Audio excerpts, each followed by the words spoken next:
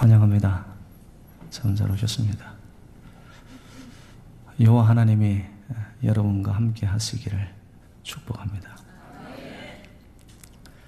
눈치가 있는 분들은 저에게 또 이렇게 화답 인사를 좀 하셔야 되는데, 오늘 4절에 보면은 보아스가 그렇게 인사를 하니까 그걸 들었던 사환들과 종들이 거기에 대한 화답을 합니다. 여호와께서 당신에게 복 주시기를 원하나이다. 성경에 나오는 최고의 인사법입니다. 제가 이제 앞에 선창할 테니까 여러분 후청하시고 한번 봅시다. 얼마나 똑똑한지. 여호와께서 여러분과 함께 하시기를 원합니다. 여호와께서 당신에게 복 주시기를 원하나이다. 자, 이번엔 바꿔서 한번 해봅시다. 여호와께서 여러분에게 복 주시기 원하나이다.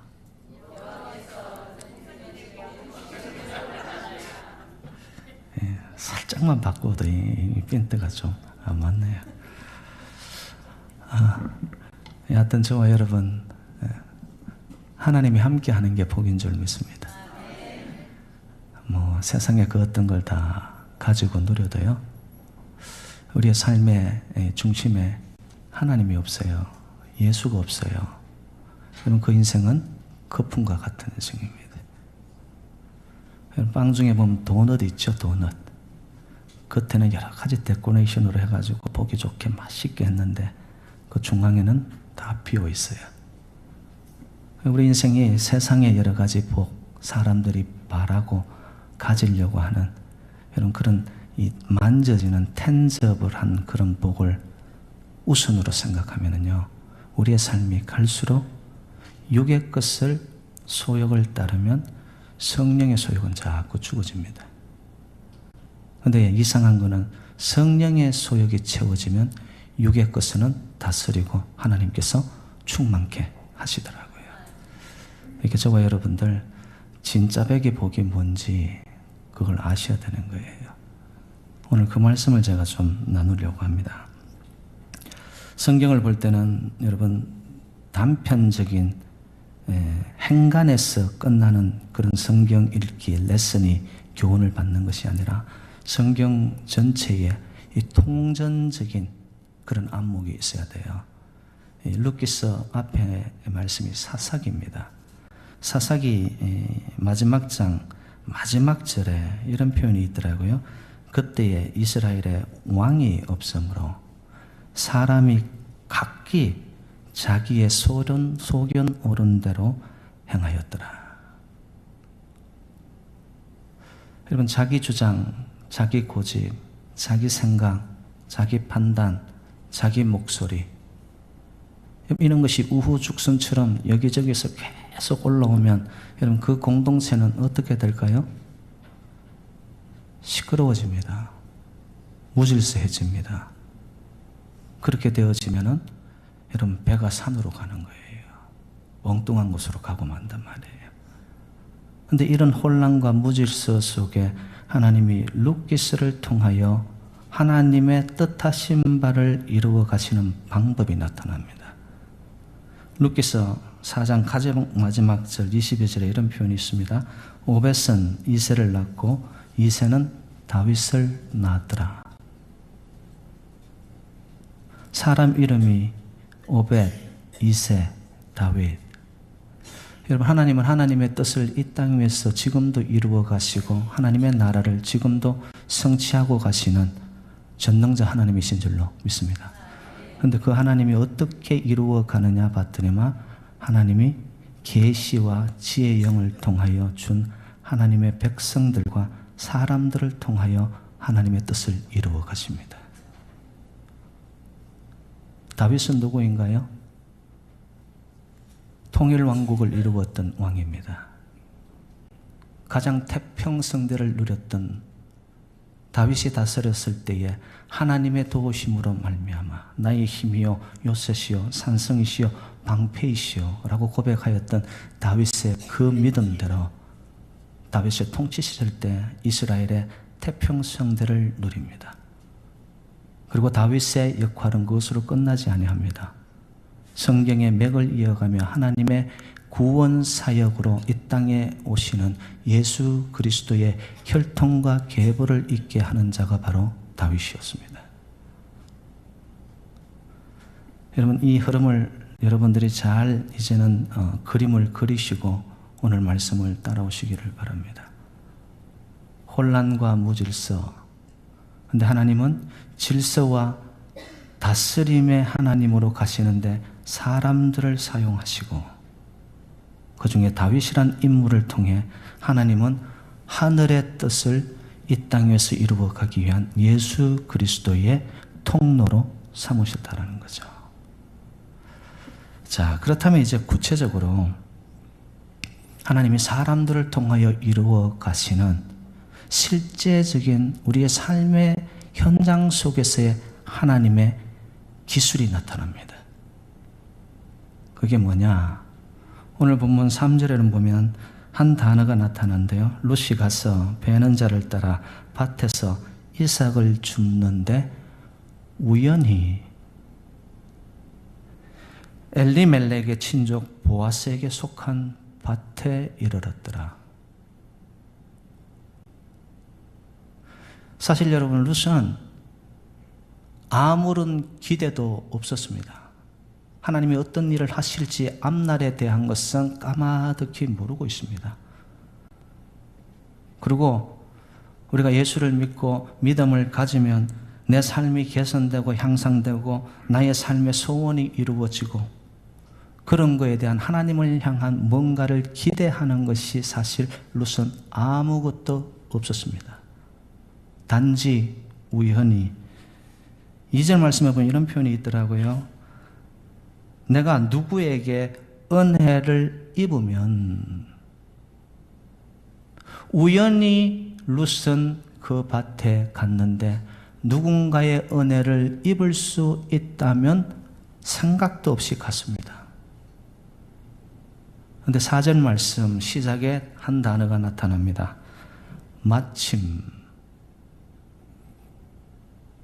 룻의 입장에서는 아무런 기대도 없이 그냥 자기의 걸음 닿는 대로 내어 디뎠는데, 하나님 입장에서는 보니까 그 걸음이 하나님의 때마침, 하나님의 계획 속의 섭리와 하나님의 뜻 속에서 룻의 걸음을 인도하였는데, 보니까 그 땅이 보아스의 땅이었다는 거죠. 마침이라는 단어는 히브리어로 히네라고 합니다. 이거는 감탄사입니다. 보라, 아주 기가 막힌 시간에 딱 맞게라는 의미입니다. 여러분, 하나님의 시간표는 틀림이 없음을 믿으십니까? 하나님의 카이로스적 하나님의 임재와 하나님의 개입이 있는 시간표 속에는 하나도 1.1에게 틀림이 없습니다. 여기서 저는 굉장한 위로를 받습니다. 나는 연약하고 부족하고 정말 내세울 것 하나도 없는 자임에도 불구하고 우연히 걸음을 내어 딛는데 하나님은 하나님의 일을 아버지의 뜻에 따라서 지금도 이루어가고 계시는구나. 우연히, 그리고 마침내.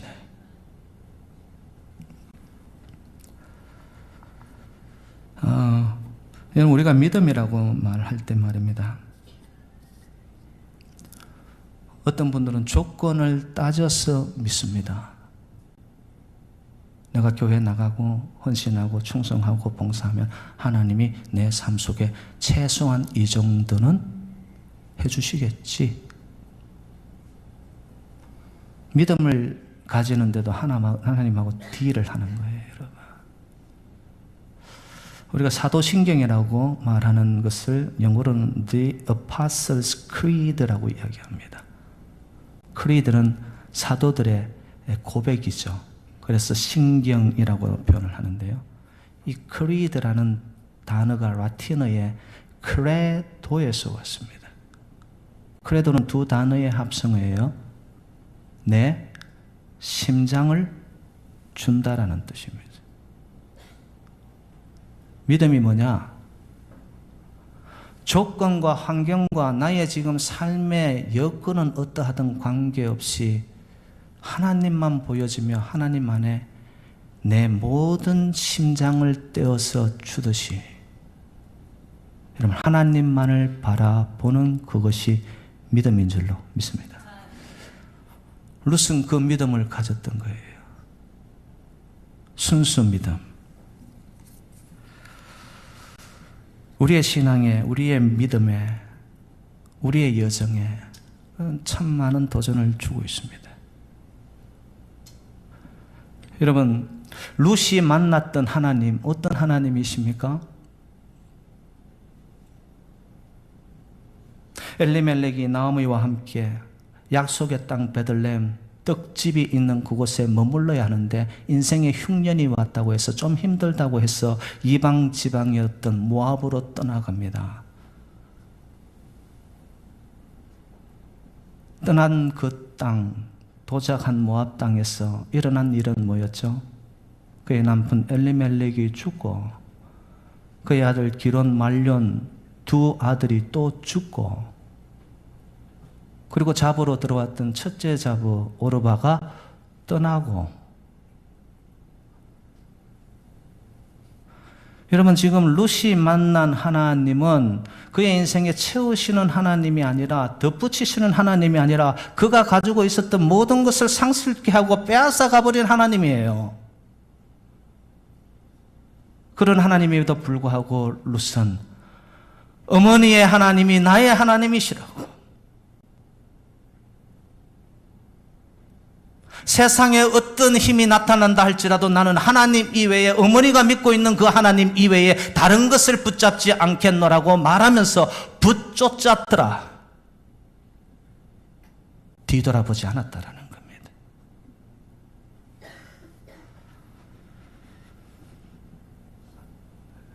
여러분 인생이 힘들죠. 우리의 삶의 자리가 때로는 여러분 흉년이 올 때가 있습니다. 그런데 그때라고 할지라도 하나님의 약속의 땅에 부름받은 저와 여러분들은 여러분 힘들어도 그 땅을 지켜나갈 때에 하나님은 반드시 우리의 삶 속에 새로운 반전과 함께 회복을 시켜나가시는 하나님이신 줄로 믿습니다.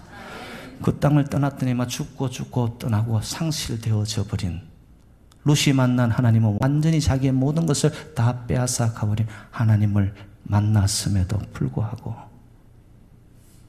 룻은 하나님을 떠나지 않습니다.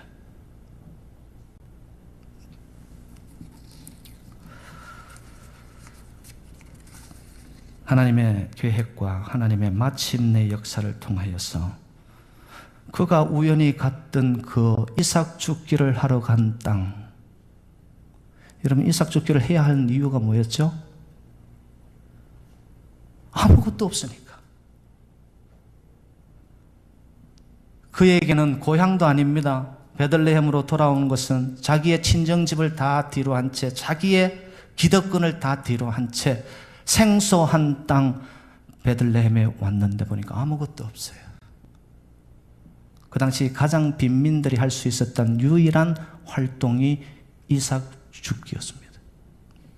근데 그 이삭 죽기를 하러 간 우연히 그 땅에 하나님께서는 보아스를 준비하여 놓으셨습니다. 필연적인 만남을 이루게 합니다. 그리고는 보아스와 룻과의 관계 속에서 오벳이라는 아들을 낳게 하고 오벳은 다윗의 아버지인 이새를 낳게 되어지고 결국 룻은 다윗의 정조 할머니가 됩니다. 놀라운 영적인 계보 위에 올라갑니다. 보아스는 라합이라는 기생의 아들입니다. 마태복음에 보면 1장에 족보가 쭉 나타나는데 그게 여인의 두 이름이 나타납니다. 라합과 룻입니다. 성경에 이름이 올라갑니다. 무엇 때문에 그렇게 되었을까? 제가 볼 때는 다른 거 다 뒤로 한 채 나의 모든 것을 가져가신 하나님일지라 할지라도 나는 그 하나님을 놓지 않고 붙쫓아 가겠노라는 그의 퓨러티, 그의 순결성, 그의 깨끗한 믿음을 하나님께서 기뻐하신 줄로 믿습니다. 여러분, 우리 인생 속에서 조금만 흔들리면 우리의 믿음은 오간데 없어지는, 여러분, 그것은 믿음일까요? 하나님은 우리의 환경과 여건과 처지를 다스리시는 하나님을 여러분 믿으십니까? 문제보다 훨씬 더 크신 하나님을 믿으십니까? 그렇다면 우리는 누구를 향해 나의 삶을 걸어야 될까요?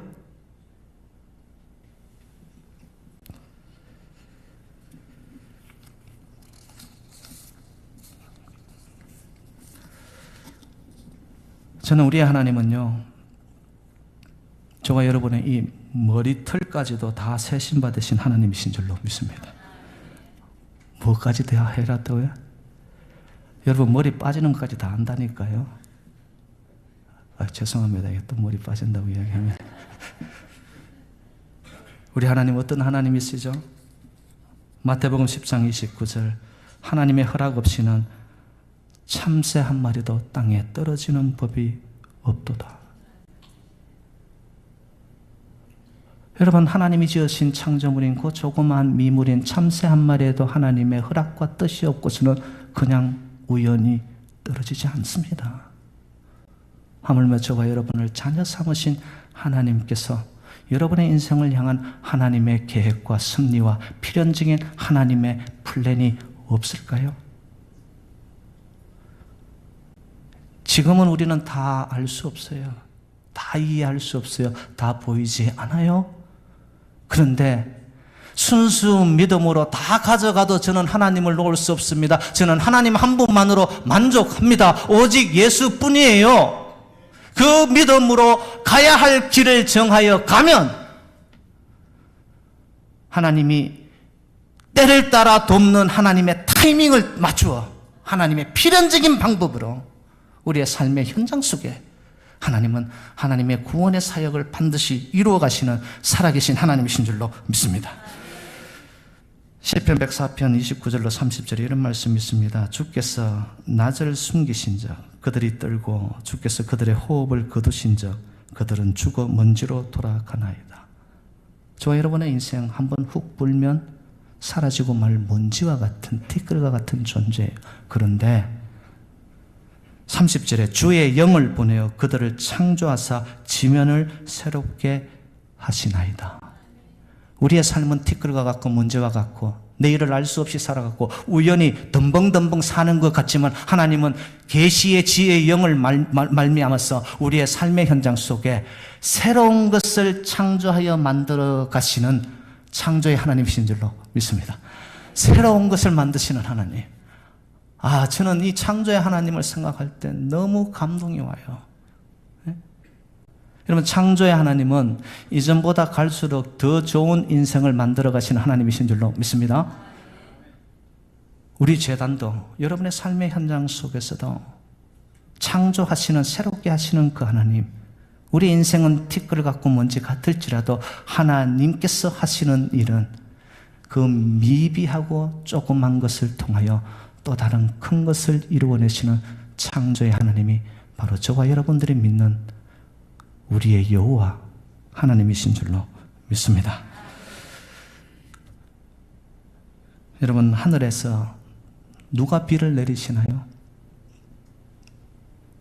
인간의 과학,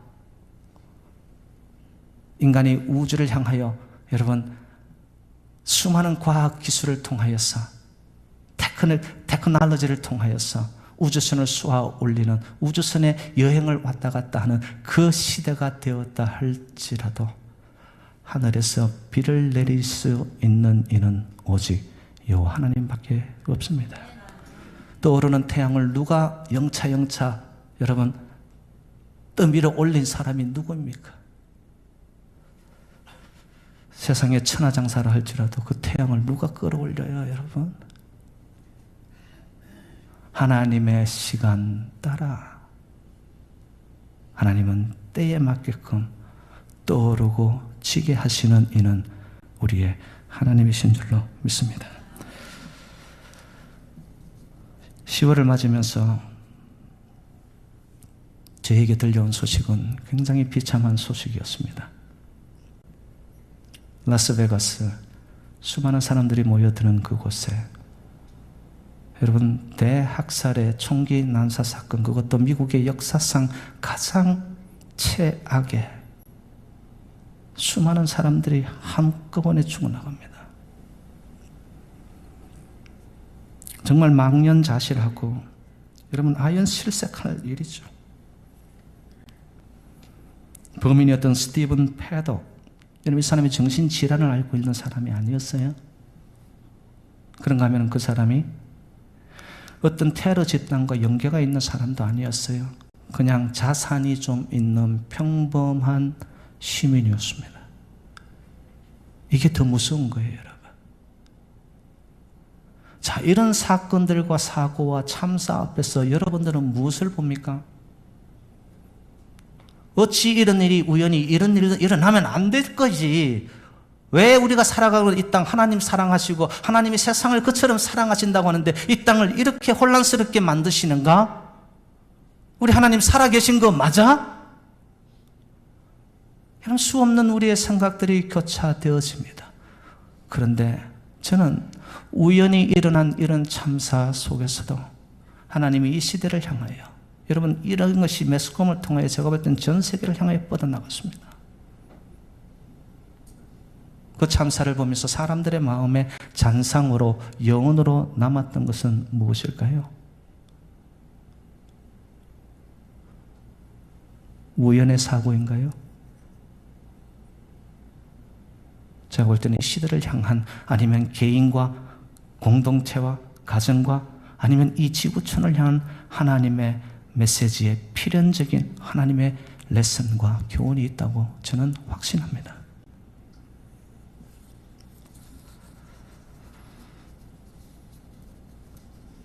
책 한 권을 소개하겠습니다. 헨리 블랙갑이라는 분이 지은 전 세계 기독교 영적 각성과 부흥운동의 선두주자이신데요. 하나님을 경험하는 삶이라는 책입니다. 영어로는 Knowing and Doing the Will of God. 하나님의 뜻을 알고는 그 뜻을 어떻게 하면 우리가 doing, 그 뜻을 따라 살아갈 수 있을까? 전 세계적으로 400만 부 이상 돌파하는 초대형 베스트셀러 책입니다. 제가 강추합니다. 그런데 이 책에서 하나님은 어떤 분이신가? 하나님의 본질은 무엇인가? 세 가지로 요약을 합니다. 첫 번째, 하나님은 사랑이시기 때문에 그분의 뜻은 항상 최선이다. 두 번째, 하나님은 전지하시기 때문에 그분의 인도하심은 항상 옳다. 여러분, 하나님은 사랑하시는 자, 곧 그 뜻대로 부르심을 입은 자들에게 모든 것을 합력하여 선을 이루시는 하나님임을 여러분 믿으십니까? 하나님이 하시는 전지하심은, 하나님이 하시는 걸음걸음, 우연히 아니 그 속에 있는 하나님의 필연을 통해 하나님은 옳은 것을 이루어 가시는 하나님. 세 번째, 하나님은 전능하시기 때문에 우리로 하여금 그분의 뜻에 순종하고 행하고 따라가게 하실 수 있다.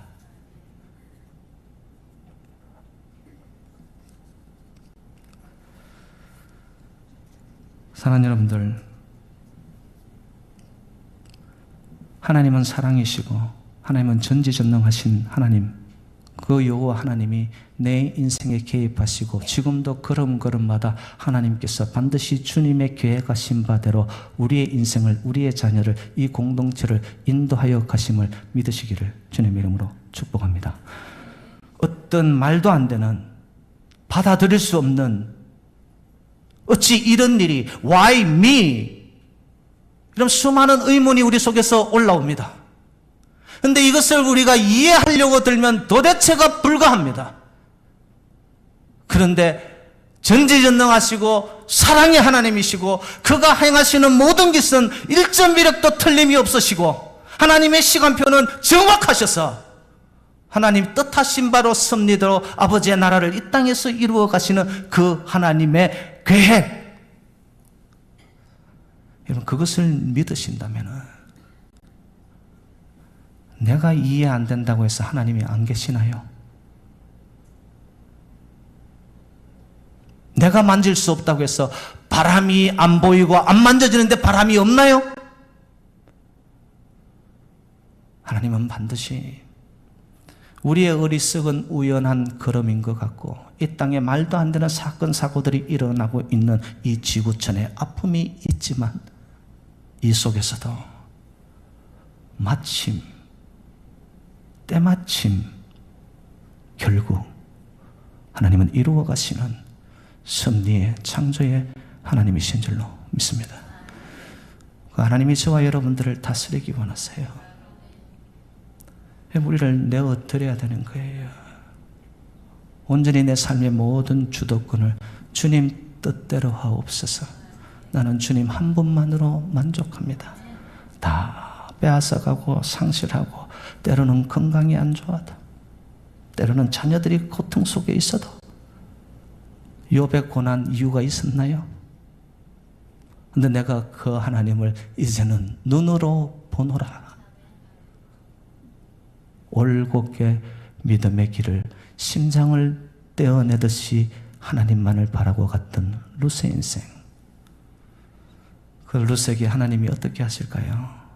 오늘 본문 뒤쪽에 보면은 보아스가 그에게 은혜를 베푸는 모습이 나타납니다. 여러분, 보아스는 예수 그리스도의 예표입니다. 그 사환들에게 이렇게 표현을 합니다.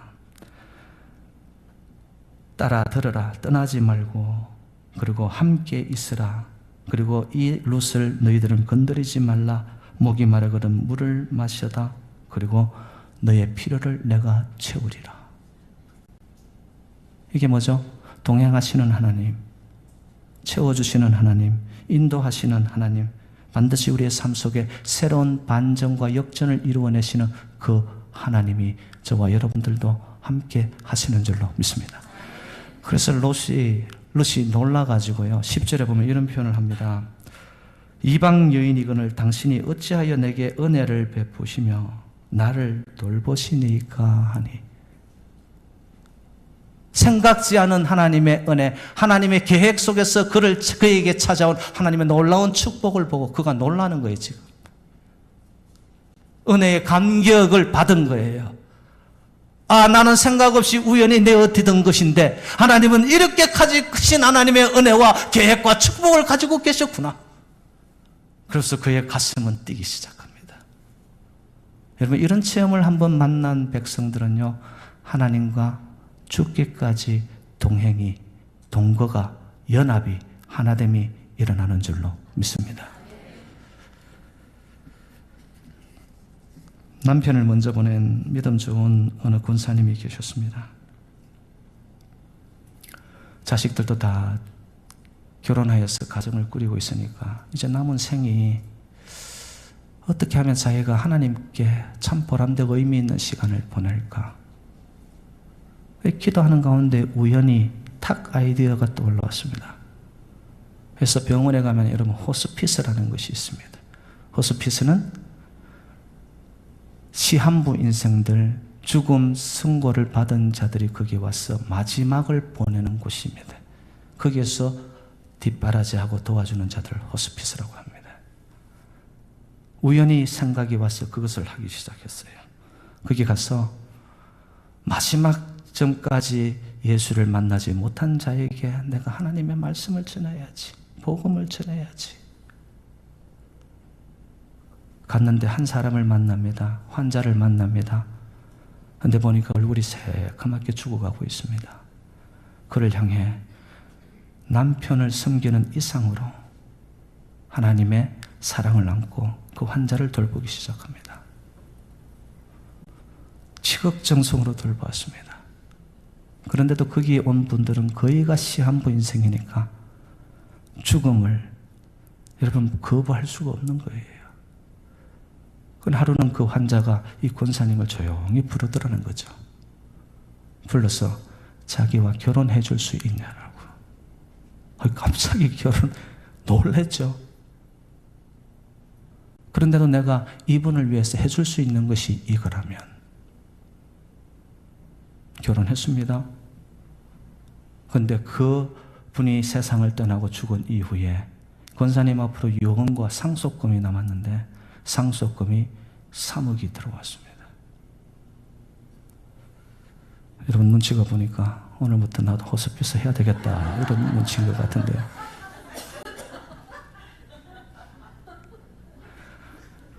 여러분 그런 쓸데없는 행운 요행을 바라지 마시고, 근데 더 놀라운 거는 그 권사님이 상속금으로 받은 3억을 가지고 그가 섬기는 조그만 교회 건축의 시드머니 종잣돈으로 그것을 하나님께 드렸더니 그로 인해가 교회가 부흥했습니다. 우연입니까? 어쩌다입니까? 그냥 덤벙덤벙이었습니까?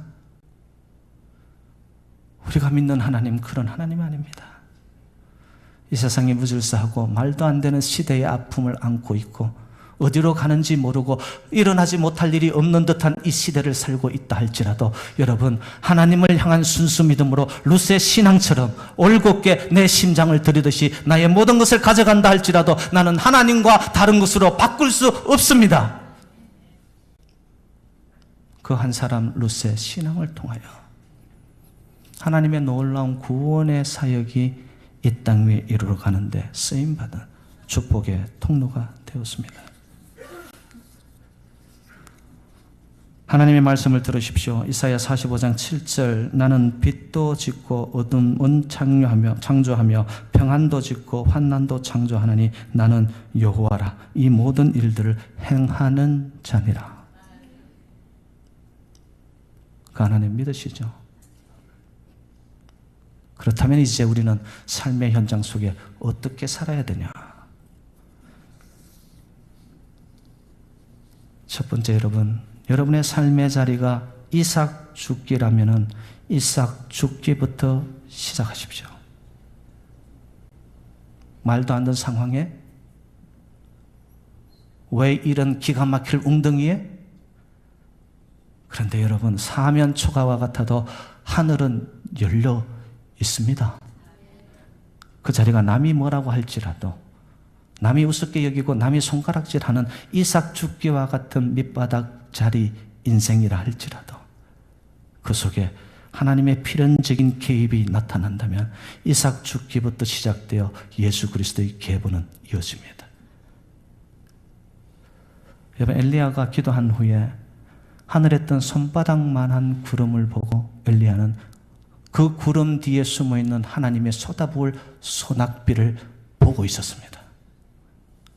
저는 여러분들의 삶의 자리가 이삭 죽기이든 손바닥만한 삶에 터져 있는 그 속에서 여러분 루스의 인생처럼 엘리야의 인생처럼 하나님의 쏟아붓는 놀라운 은혜와 축복이 하나님의 역사하심과 하나님의 필연적인 섭리가 여러분 삶 속에 나타나기를 주님의 이름으로 축복합니다.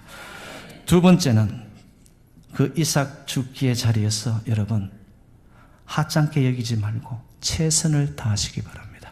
오늘 보면 7절에 보면 이런 표현이 있습니다. 아침부터 와서는 잠시 집에서 쉰 후에 지금까지 계속하는 중이니이다. 저와 여러분들의 삶에 터전이 있습니다. 그 터전에서 여러분 계속 우리가 땀 흘리고 하나님의 은혜를 구하고 우리의 편에서 해야 할 노력들을 해야죠. 그런데 어떤 분들은 터전에서 일자리에서 계속 해야 되는데 집에서 계속 쉬고 있단 말이에요. 목사님 일이라도 있으면 일하지요.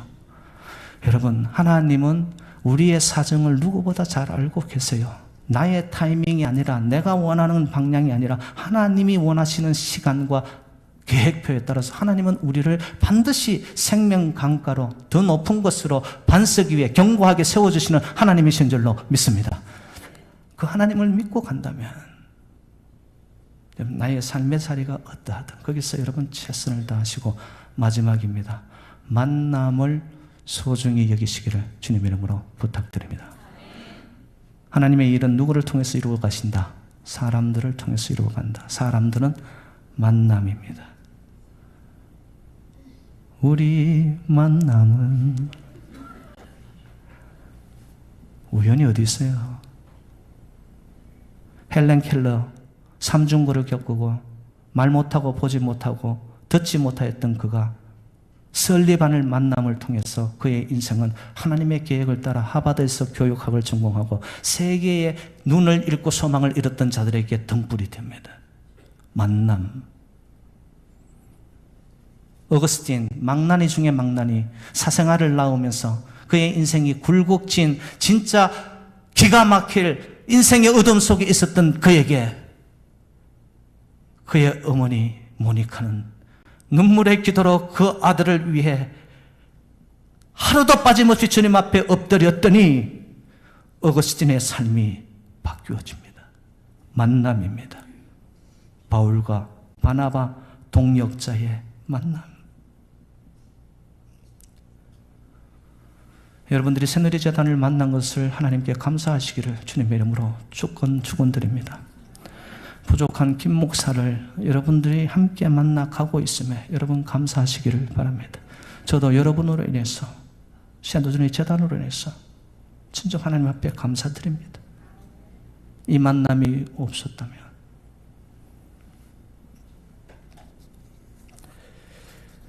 사람의 운명이란 때로는 사소한 사건, 우연하는 것에 결정되는 미묘한 필연이다. 이제 앞으로 우리 인생 여정 핸들을 여러분 하는 생각 없이 덤벙대며 우연히 내어디든 걸음 같지만 여러분 믿음으로 하나님께서 이 걸음을 통하여 이 연약하고 부족한 인생의 부족한 걸음을 통하여 하나님의 필연적인 역사를 이루어가 아버지 저를 통해 주의 백성들을 통해 이 재단을 통해 이 시대에 새로운 소망과 빛을 발산하는 등불의 역할을 감당하는 축복의 통로들이 되시기를 주님의 이름으로 축원드립니다.